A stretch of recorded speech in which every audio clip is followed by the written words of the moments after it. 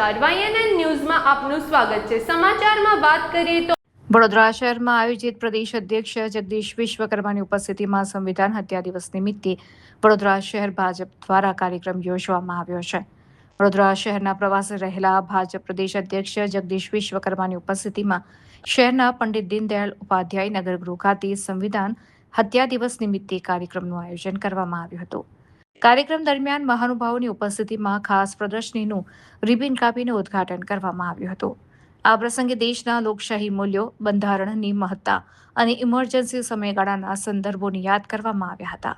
કાર્યક્રમમાં મોટી સંખ્યામાં કાર્યકરો, આગેવાનો અને નાગરિકો ઉપસ્થિત રહ્યા હતા।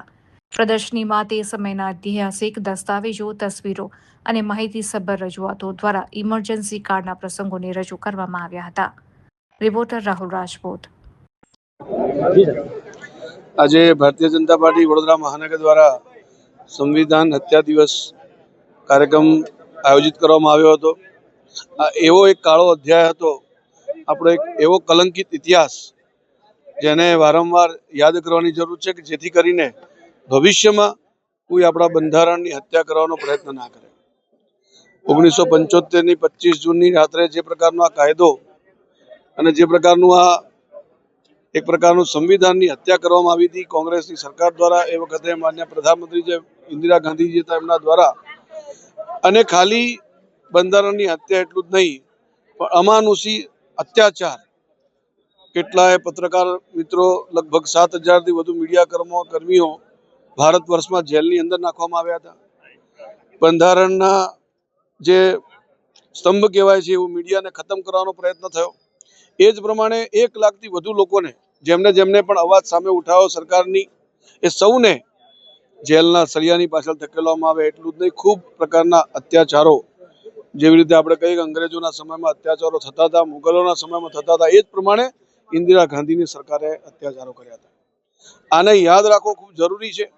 એટલા માટે ભારતીય જનતા પાર્ટી નવી પેઢીની સામે આ સંવિધાનની જે હત્યા થઈ હતી એ દિવસથી લઈને 2.5 વર્ષ સુધી જે પ્રકારે કાળો અત્યાચાર થયો હતો લોકો ઉપર, એને યાદ કરવા માટે, આવનારી પેઢીને આ ઇતિહાસ ખબર પડે એટલા માટે દર વર્ષે 25 જૂનના રોજ આ કાર્યક્રમ આયોજિત થતો હોય છે। આ કાર્યક્રમમાં આજે અમારા યશસ્વી પ્રદેશ અધ્યક્ષ શ્રીમાન જગદીશભાઈ વિશ્વકર્મા સાહેબ ઉપસ્થિત હતા।